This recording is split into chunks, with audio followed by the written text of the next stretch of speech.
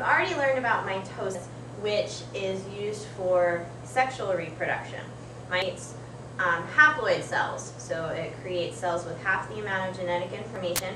It occurs in specialized reproductive cells called germ cells, and these germ cells are diploid, but they undergo meiosis to form haploid cells, which in humans equate to egg and sperm.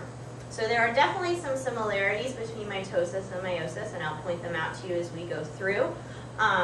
One thing is that interphase and cytokinesis are the same. So we learned about interphase, G1S, G2, time of normal cell activities. So that's the same in meiosis, and we've also learned about cytokinesis, cell plate formation in plants, cleavage furrow in animals. Those processes are also the same in meiosis. So let's start with the process. Meiosis has two divisions. So mitosis has one, but you don't have to remember new names. Okay, meiosis 1, prophase 1, metaphase 1, anaphase 1, and telophase 1. Meiosis 2, prophase 2, metaphase 2, anaphase 2, and telophase 2. It's really important that you indicate with the 1s or the 2s which part of meiosis you're talking about. Okay, if I don't see any numbers, 1s or 2s, I'm going to assume that you're talking about mitosis. So let's start with meiosis 1. Okay, prophase 1 has some similarities between meiosis and mitosis. First thing, the nuclear envelope is going to break down. The spindle apparatus is going to form from opposite ends to attach to the chromosomes. The chromosomes are also going to condense. They are in a duplicated sister chromatid form. The difference between prophase 1 and prophase in mitosis is that homologous chromosomes, which contain identical information in DNA, they're the same size, they're the same shape, these homologous chromosomes are going to pair up to one another. This did not happen in mitosis. They were completely separate as they moved around in the cell.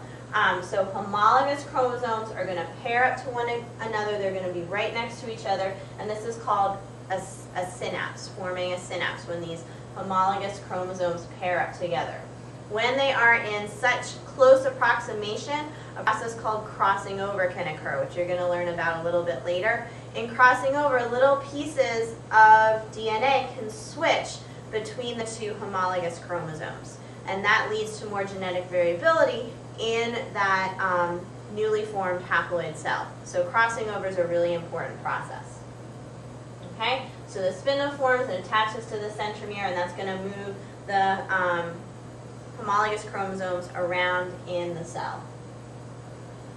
In metaphase 1, again, we can think about the midline because the spindle is going to move the chromosomes. Again, they're still paired up to the midline of the cell. Okay.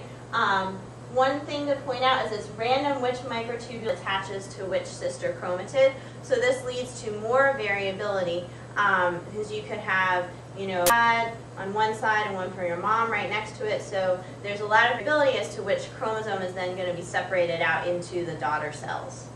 So metaphase, they all line up on the midline. Anaphase 1 is a little bit different. If you remember back to anaphase of mitosis, the sister chromatid split, that doesn't happen yet in meiosis. We're going to have them split. So here you can see two long chromosomes and two short chromosomes, and they were lined up in the middle of the cell in metaphase 1. In anaphase 1, the spindle pulls them apart. But you can see that each chromosome is still in a duplicated sister chromatid. The homologous chromosomes split, but the sister chromatids still remain intact.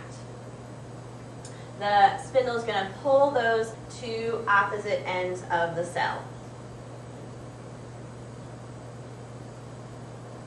In telophase 1, the chromosomes arrive at either end of the cell. The nucleus does not reform because we still need to undergo meiosis 2. That would be a waste of energy for the cell. But the cytoplasm does divide, either cleavage furrow or cell plate formation, and we have created two haploid cells at this point. They're not ready to be used yet because they still have duplicated chromosomes, but each cell only has one copy of each type of chromosome. After telophase 1, well, let's look at this first. Okay, so here is showing all of meiosis 1 stages. Here we have prophase 1, you can see the nuclear envelope breaking down and the homologous chromosomes interacting. Metaphase 1, they line up on the midline. Anaphase 1, they split, but the sister chromatids are still intact.